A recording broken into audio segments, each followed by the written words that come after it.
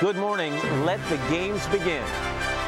They've trained years for a few precious moments. A chance to make history. To dazzle the world with athletic perfection and daring. An immaculate run from Shaun White. A chance to burst onto the world stage. You never know what's going to happen. Or to redeem a dream delayed. I can guarantee you that I'm going to do everything I can. From all over the world, the athletes have come to Vancouver. And we've got a front row seat to all the excitement, all the drama, all the fun, as the Olympic Winter Games get underway today, Friday, February 12th, 2010.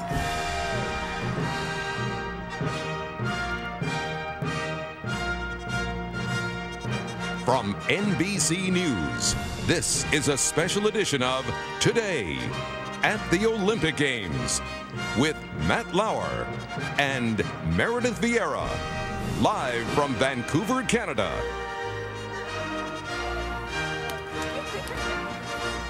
And good morning, everyone. Welcome to Today on a Friday morning, 12th day of February. You're looking down at the city of Vancouver, now up to our location here on Grouse Mountain, a beautiful spot, and we're happy you've joined us. I'm Matt Lauer. I'm Meredith Vieira. Ann Curry. Al Roker. You made it, pal. Congratulations.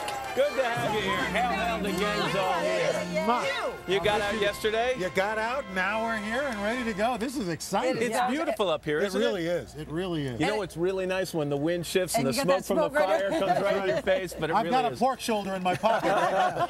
That's a whole other story. This mountain, Grouse Mountain, is open 24 hours a day now throughout the duration of the Olympics, and it's 4 a.m. here. And take a look at the crowd, guys. Can we show how wonderful all these folks are to come out? Give us a cheer, folks.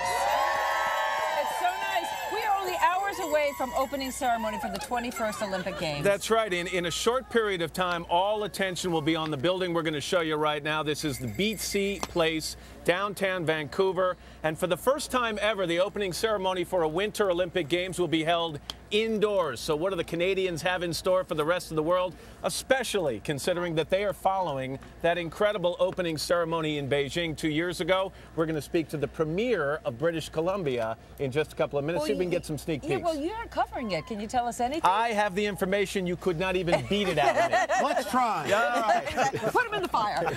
And also, this is all about the athletes, ultimately. 216 Americans here representing USA, including Lindsey Vonn, who is still dealing with that shin injury, serious shin injury. She took to the snow yesterday for a short period of time. She's going to let us know how she did. Okay. And then, of course, carrying the Olympic torch. It is quite an honor, and you got to do that yesterday. So breathtaking. Cool. Breathtaking experience. Well, we're going to get a chance to, you're going to share that with us a little bit later on. I like that outfit. I didn't drop really it. nice. I know your next question. I did not. You You're did doing not a good. good job there, Yeah. Matt. Also, we're going to have a very special guest this morning. You may not know this, but Michael Bublé, the crooner, who we all love, he's actually from Vancouver. He's going to be giving us a special concert coming up this morning. All right, we've got an awful lot to get to. We want to start, though, with some news that has broken in the last 24 hours. Back home, a health scare for former President Bill Clinton. He spent the night in a hospital, though he has just checked out after having 2 stents inserted in a blocked artery in his heart. Right now, we're going to get the latest from Rahema Ellis. She's standing by at New York Presbyterian Hospital. Rahema, what can you tell us? We can tell you that the former president and his daughter Chelsea left the hospital just a few moments ago, Matt. And we should also tell you that doctors said that shortly after the procedure that they did on the former president, he was back on his feet and the prognosis is excellent for a full recovery. Thursday night, Secretary of State Hillary Clinton arrived in New York from Washington to be with her husband. Doctors say the former president had been experiencing chest discomfort for a few days before seeing his cardiologist Thursday. That cardiologist inserted 2 metal stents. We want to show you some tape now, Matt, of the president and his daughter Chelsea Clinton leaving the hospital just a few moments ago. The doctors had said yesterday that they wanted to be clear that the president did not. He did not have a heart attack, and there has been no damage to his heart. The doctors also said that, again, the prognosis was excellent for recovery and said that the former president could be back at his desk working on Monday. Matt? All right, Rahema Ellis in New York for us this morning. Rahema, thank you very much. Dr. Nancy Snyderman is NBC's chief medical editor, and she joins us now. Nancy, good morning to you. I just have to say I was surprised to see him walking out of the hospital. I've known people who've gone in for minor surgery, and they wheel him out in a wheelchair. Yeah, but this is Bill Clinton. And this is the standard. You go in, have that blood vessel opened, the stent put in, and there's no reason not to walk out, rest over the weekend, but then back to his life. But what does this tell us about his overall health, Nancy? He had a quadruple bypass 5 years ago, now 2 stents placed in a blocked artery. What does it tell us about the condition of his heart and his heart disease? Well, I think it tells you a couple of things. One, that the heart disease is extensive. That's why he had the blood vessels, the coronary arteries bypassed, and the stents not put in several years ago. And we know that in about 20% of patients who've undergone regular bypass surgery, the arteries will block up again. And the idea that stents being put in, not all that unusual, but it underscores the most basic thing. Once you're diagnosed with heart disease, you can talk about reversing it or dialing it back a little bit, but it's a chronic condition. It's a little bit like Damocles' sword. You can go on to have a real life, but you have to be tuned into the fact that this is an ongoing problem. I was interested what his cardiologist told reporters on Thursday night, that the blockage was not because of the president's diet or lifestyle. Then what is it because of? Well, probably genes and his eating habits of when he was a youngster. You know, we know that in toddlers and teenagers who have not had healthy lifestyles, you can start to see that plaque build up. And he is a product of his generation. Now, can you make the case for the fact that stress and never being on the same time zone may be additional factors? Probably, but he lost weight. He's been good about his medicines. He's never been a smoker. He's going to go back to the big lifestyle. Real quickly, he had symptoms on Wednesday, didn't get in to see a doctor until Thursday because of the snow mostly. But let's just make sure we give some news you can use here. If you have the kind of symptoms, the chest pains that he had, get to a doctor quickly. This is the president, a former president of the United States. A snowplow would have gone and picked him up. If you have underlying heart disease and you suddenly have overwhelming exhaustion, shortness of breath, that foreboding feeling of just not feeling well, you have to assume that maybe it's cardiac in origin. And that's when you speed dial your cardiologist and you get to where your doctor is. 48-hour wait does not make me happy, and I'm sure it didn't make his doctors happy. Right. All right, Nancy Snyderman here with us in Vancouver. Nancy, thanks very much. Now, with more, here's Meredith. Matt, thank you very much. Countdown is finally over. Tonight, the eyes of the world will be on Vancouver's BC Place for the opening ceremony of the 21st Olympic Winter Games. Anne is here with a look at what we can expect over the next 2.5 weeks. Hey, Anne. That's right, Meredith. Just hours ago now, before Vancouver officially welcomes the world, over the next 17 days, the city will play host to politicians and tourists and athletes. In all, more than 500,000 people. As athletes put final touches on routines, today the pressure is on organizers who say the awe-inspiring pageantry of 2 years ago in Beijing is not the right comparison. We've really not paid any attention to what anyone did other than what we wanted to do and how creatively we could do it. The ceremony tonight is expected to balance the natural beauty of the country's culture, rooted in traditions, with the modern style of a metropolitan city. We believe we have a great show. We think it's going to be magical and fun, and it'll tell a great story. Speculation over who will light the flame is in full swing. A long list of possible names includes actors, musicians, and athletes, including the Great One. If you were going to Las Vegas and you had a betting inclination and you picked the name Wayne Gretzky out of a hat, that would be a pretty good bet. Canadian stars Nelly Furtado, Bryan Adams, and Sarah McLachlan are all expected to be part of the festivities. At BC Stadium, 5-time Olympic luger Mark Grimmett will carry the American flag, and with it, high hopes for Team USA. It is very possible the Americans could win the medals count. But on Thursday, questions swirled about the U.S. ski team and what has been called the most famous shin in all the world. Nothing is ever perfect, and you just have to do the best that you can every day, and that's just all I'm trying to do. American skier Lindsey Vonn later wrote on her Facebook page, "My shin was still very painful, but I feel like the injury is finally progressing a bit. The pain level has gone down from a sharp, debilitating pain to something that I feel I may be able to grit my teeth through."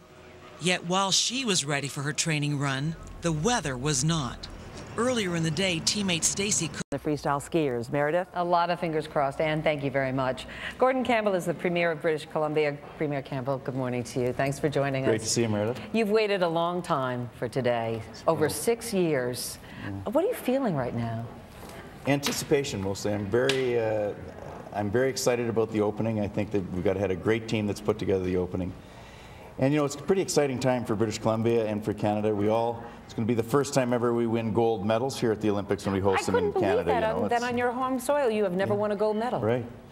Well, I promised in New York we'd win a gold medal. I'm sure we're going to win a gold medal. Unfortunately, they didn't let me get on the team this year, so what can we do? But it's, yeah. You know, you were in Beijing with us. That's a tough act to follow, that opening ceremony. Yeah. I'm sure you watched that, and I mean, you got to have a little bit of a gulp in your throat because you're the next ones up. Tell us what you can about your ceremony. Our ceremony is, I think it's going to introduce the world to Canada, which is what we always wanted to do. I think in some ways it will remind Canadians of who we are, but it really is about the Olympic spirit. It's about bringing the human family together around this common quest to do the best you possibly can. The Olympics is such an incredibly long driver. You know, it's a strong driver of people's passions.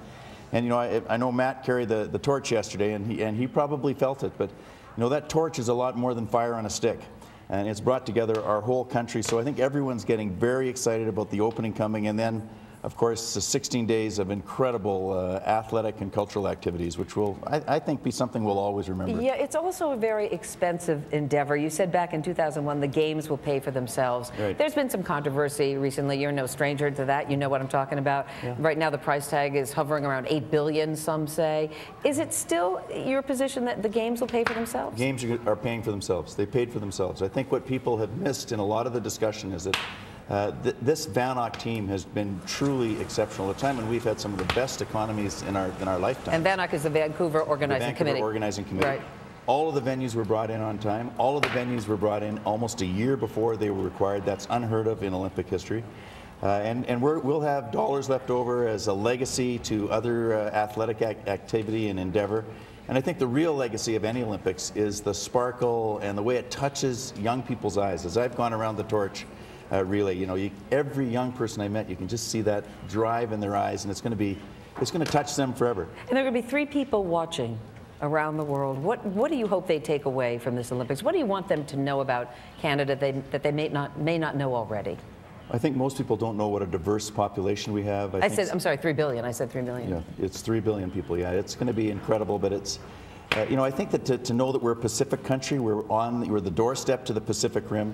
We're multicultural. We've got great, I think, and vital sort of cultural drive, and the sort of a fusion that takes place here. We're really the doorstep to North America for a lot of communities in Asia and in some ways in Europe. So I hope they get to know the country a little better, and I hope they know this. We want them to come back. Welcome to Vancouver. Welcome to British Columbia. Welcome to Canada. And you're set. You got your mittens, Premier Campbell. Thank you so much. Yep. Everyone wear your mittens. Meredith, you got to get your mittens on. Way to go, everybody. I got my mittens. I'm putting them on. All right, now here's Matt. Here they are, okay? And Meredith, we've had an update. Those 3 people are going to invite friends. We're not going to have 3 billion people watching around the world. Thank you, Meredith. Thank you, Premier Campbell. Obviously, the anticipation is high for tonight's opening ceremony. It's being held in downtown Vancouver at the BC Place. It's the first time that a host nation is holding the event inside. Bob Costas and I will bring you NBC's coverage, and we sat down on Thursday, and I started to talk to Bob about it, and I started by asking him about tonight's ceremony and how it can possibly compete with Beijing's jaw-dropping start to the 2008 Summer Games. We said it at the time, retire the trophy. The combination of artistry and imagination and the resources that they had to pull it off, nothing could ever approach it, and no one should try to. And I think the approach taken here has been, it's a Winter Olympics, so it's always on a somewhat smaller scale, roughly 80 countries as opposed to 200. And also their intention is to make this a bit more intimate, to speak to the heart and soul of Canada and to capture people emotionally rather than something that makes them shake their heads in awe, something that makes them nod in appreciation. This is the first time I'm hosting with you a Winter Olympic Games. I picked a good one because we're inside. Yeah. We're not going to complain. We'll be in shirt sleeves, but how's it going to impact the mood? You got to convince people here and at home that these are the Winter Olympics. It's going to be 70 degrees in here. Well, we've seen a couple of rehearsals, and I don't think it takes very long for people to suspend disbelief. You get into the feeling that's created. And we might note that the reason it's indoors isn't because of any fear of cold temperatures. It's the threat of rain, which is likely tonight. I did a little research. In the 70 preceding February 12ths on record, it's only snowed 8 or 9 times, but it has rained 47 times. So that was really their concern. What amazes me is how much free time you have on your hands. Yeah. I mean, clearly too much. You have to do the Today Show, and I'm in the hotel, like, flipping through the almanac. Let's get past the opening ceremony. Let's talk about some of the events and some of the athletes we want to watch. And prior to these games, probably the most talked about athlete for the U.S. has been Lindsey Vonn. She's on the cover of Sports Illustrated, and we know now that she has an injury, and it's not a minor injury. No. It's a fairly severe injury. How's that going to affect, in your opinion, what she attempts to do here in Vancouver? We'll know a lot by Sunday night. Technically, she's entered in 5 events. The first one comes up on Sunday. A, we'll see if she's ready to go at all. B, if she competes at her usual level or if she's at something less than that. The one where she's the overwhelming favorite in the downhill comes up on Wednesday. So we'll know a lot, I think, on Sunday. I think if there's one thing to maybe look positively at this, it's that she's gone through something like this before. This is not a young lady who's a stranger to adversity. Yeah, but she herself said earlier this week, this is the most excruciating injury I have ever had. And probably were it not the Olympics, she'd take some time off, but it is the Olympics, and this is her springboard, not just to winning medals, but she has been positioned as someone who will emerge from this as a transcendent star. And so she's got to do something on the slopes for that to happen. Normally for the Winter Olympics, I say, stay warm, my friend. I don't have to say that anymore. No, we're already overdressed. We could do it in T-shirts. Thanks, Bob. See you tonight. It's going to be fun. Don't do it in T-shirts. Why not? What's the matter? It'll be a USA T-shirt, so we might do it. Anyway, it's going to be great. I've seen the show, and I have to say, I think people are going to be wonderfully entertained. I'm sure they will be. Yeah. I'm sure they will be. And a reminder that you can watch our coverage of the opening ceremony of the Vancouver Games tonight, starting at 7:30, 6:30, right here on NBC. And now let's toss it over to Hoda Kotb, who's in New York with the news of the day. Hey, Hoda. Good morning. We're looking forward to opening ceremonies tonight. And good morning, everybody. We begin with a new development in the case of 7-year-old Summer Thompson, the Florida girl murdered last year. A person of interest is in custody. NBC's Mark Potter reports. Clearly is being investigated now. Mark Potter, NBC News, Miami. This is a national day of mourning in Haiti, marking 1 month since the devastating earthquake struck. On Thursday, a judge recommended that 10 U.S. missionaries indicted for trying to take children out of Haiti be released while they await trial. The prosecutor said he would respond to the judge next week. NBC's Kelly O'Donnell confirms that Rhode Island Congressman Patrick Kennedy will not run for re-election this fall. The son of the late Senator Ted Kennedy recorded a message that will air Sunday in which he says his life is taking a new direction. His departure will mean no Kennedy in Congress for the first time in more than 60 years. Today, winter storm warnings from Texas to the Carolinas. Slippery highways were blamed for dozens of accidents on Thursday. Dallas broke a record with more than a foot of snow. It is now 20 minutes past 7. Back to Matt, Meredith. Now, I just want to push that snow over to you guys so you can have a little out by you. Yeah. Although we have, thanks, Hoda, we have some flurries out here right now, right? Are we starting? Yeah, it's starting to get a little snow. Yeah, it's not bad. Meanwhile, it's great to have you here finally. It really is. I'm glad you made it out safely. Yeah. Thanks a lot. There you can see some of the snow out there. But I tell you, this winter, we're getting snow where people are not used to it. As you saw, Hoda mentioned that we had 12.5 inches in Dallas. Well, guess what? We're looking at snow in the deep south today. We're expecting that snow. We got winter storm warnings and watches from Texas. And that's your latest weather. Meredith? Al, thank you very much. Much more ahead on this special Friday morning, including the U.S. athletes to watch here in Vancouver and my spin on the ice with Apollo Anton Ohno. Less a spin than just standing still. But first, this is Today on NBC. There he goes.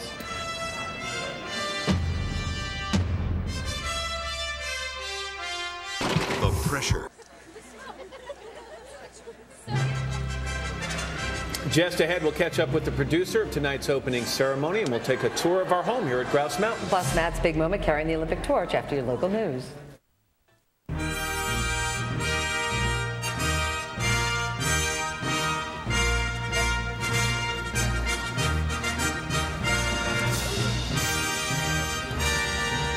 7:39 this Friday morning, February 12, 2010. The day Vancouver has been waiting for 6.5 years. Tonight, the wait is over as this country welcomes the world with the opening ceremony of the 21st Olympic Winter Games.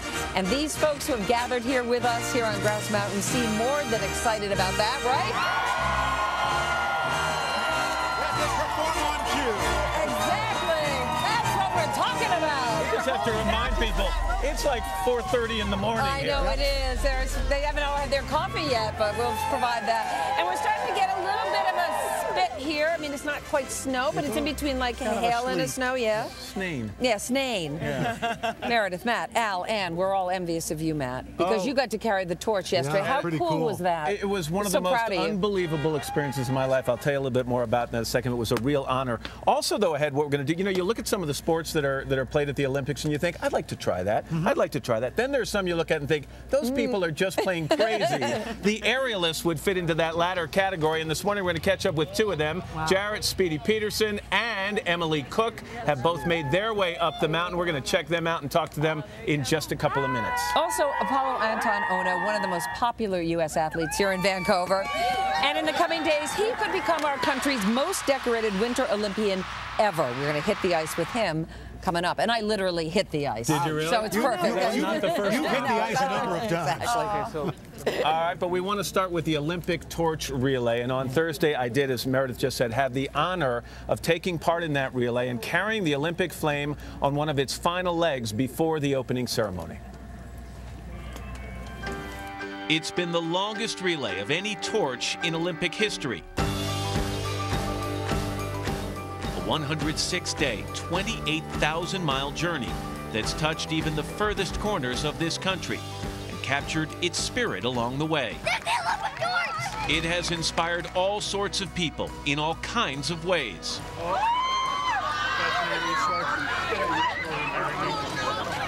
In the end, the torch will pass through the hands of 12,000 runners. I was lucky enough to be one of them. This is your hat. Great.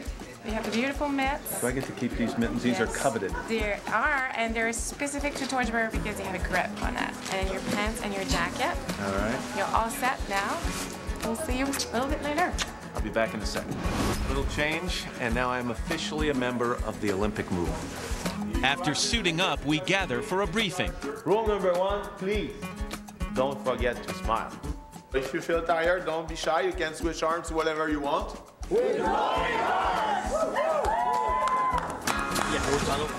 Then it's off to our starting points. As the excitement among my fellow runners and I builds, so too does the energy on the streets of Burnaby. I was Mr. Nonchalant until about 25 minutes ago. We all went around the bus and started talking about our personal stories and how we got here, and now I'm just one mass of butterflies. I couldn't be happier.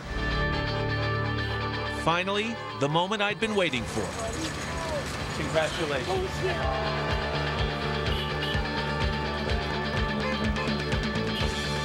You don't even notice the rain. It's too fantastic. It's too fantastic.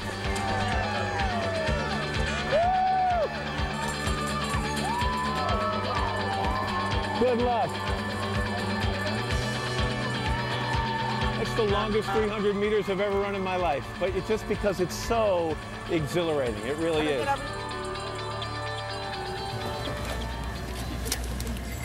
And I hold in my hand a piece of Olympic history. Just slide this down. Look at there it is. You can actually purchase the torch. You're never they take the canister, the gas canister out of it and cut the line in it because you can never light this again. Oh, because it's the Olympic flame. Here, grab it, take it. This would get heavy after a while. You're lucky it's only 300 meters that you're running. If it were longer than that, you'd need a new arm. That is cool. And it says Vancouver 2010 right on it, so you'll never forget. Our NBC News president, Steve Kappas, ran with it. Exactly right. And the flame went out. No, it didn't. No, maybe it went out on NBC, but no, I'm only kidding.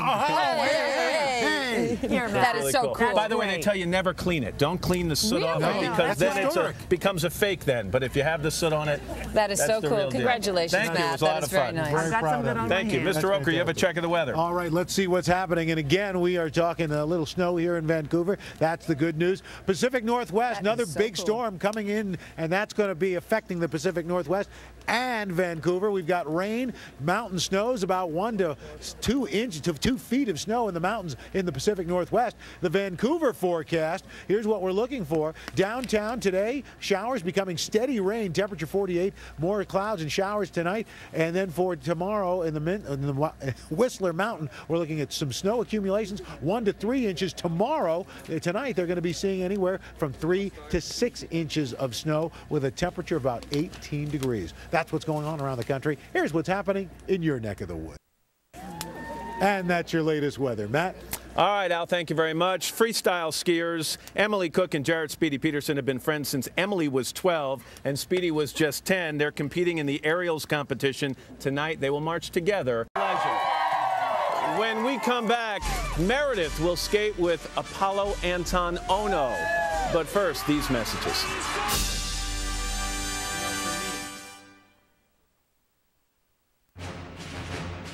Today's Athlete to Watch is brought to you by P&G, proud sponsor of Moms.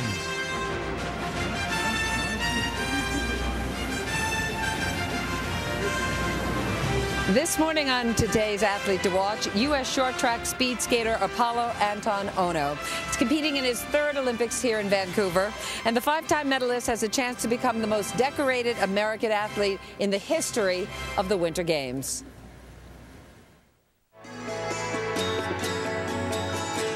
With a flash of his skates and spray of hard ice, Apollo Anton Ono lives life in the fast lane, racing at an average of 35 miles per hour, taking turns leaning almost 45 degrees into the cold ice below. When you're out on that ice, skating as fast as you can, what is that feeling like? It feels like you're in a very fast sports car, and you just put it in automatic, and it just feels almost easy. And being in that zone there's no better feeling in the world. Apollo Ono struck gold at the Salt Lake City Games in 2002, but his victory was shrouded in controversy. The win came after South Korea's Kim Dong-sung was disqualified for illegally cutting Apollo off. I think that's the call. Kim Dong-sung disqualified. No words. Oh my God, this unbelievable feeling. Just, oh man, that's great. Still, Apollo's 2 medal wins in Salt Lake, gold and silver, and his brazen good looks earned him a rock star following. People who remember you in Salt Lake City remember the bandana and the soul patch, the look, the Apollo Ono look. I mean, I haven't seen my chin in years. I don't even know what's under there. You know what I mean? There could be like a little smiley face that I drew a long time ago. I don't know. Maybe there's a tattoo. I have no idea. Who knows? Who cares? Can Apollo do it? Can he cross the line? 4 years later, Torino. Apollo ripped across the ice to 3 more medals, including a gold in what he calls the perfect race. It is gold for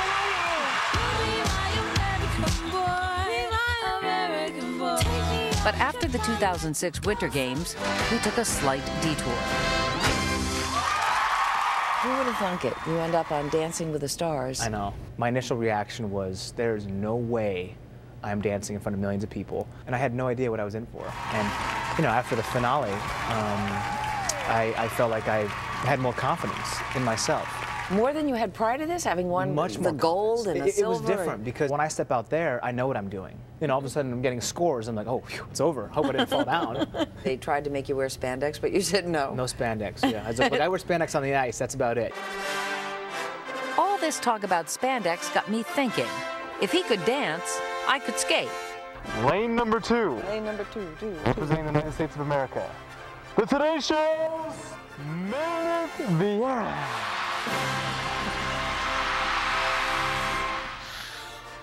Ready? And then go.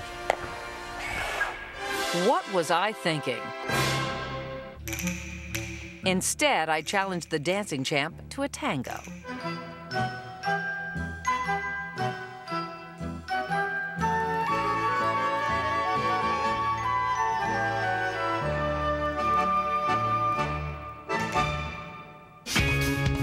But these days, Apollo's focus is squarely set on the Games in Vancouver. It's where he first launched his way to Olympic glory. You've said it's a bit like going home. It's coming full circle. I learned how to speed skate in Vancouver, BC. My father would drive me back and forth from Seattle to Vancouver. You call him Big Papa on your Twitter feed. He has been so influential in your life on and off the ice. He's played a vital role in all decisions in my life. Apollo was just 1 when his parents divorced. His father, Yuki, a hairstylist, raised him. Growing up in Seattle, Apollo admits he was never more than a step away from trouble. I always thought one of the reasons your dad got you involved in this is because you were kind of a rebellious kid, and this was a way to keep you on track, right? My dad had kind of seen the path that I could potentially be leading towards. Which would have been? Maybe I'd be in jail, maybe I'd be dead. I had no idea. Now, with his bad boy days long gone and 5 Olympic medals to his name, the 27-year-old says competing in his 3rd Winter Games was no easy decision. Do I truly want to do this again? And I came to the conclusion that, you know what, I love the sport. I love the Olympic Games. My body's healthy. I'm still one of the best in the world. Others want to go to the Olympic Games, they want to win a gold medal. That's their destination. I'm living my destination every single day. You know, like the journey is what I truly enjoy. Very cool guy. And Apollo's record-breaking quest begins tomorrow with a 1,500-meter race. Up next, Matt, Al, Ann, and I will make our predictions as to who we think will light the Olympic cauldron. Much more coming from Grouse Mountain. Right after this! You heard him.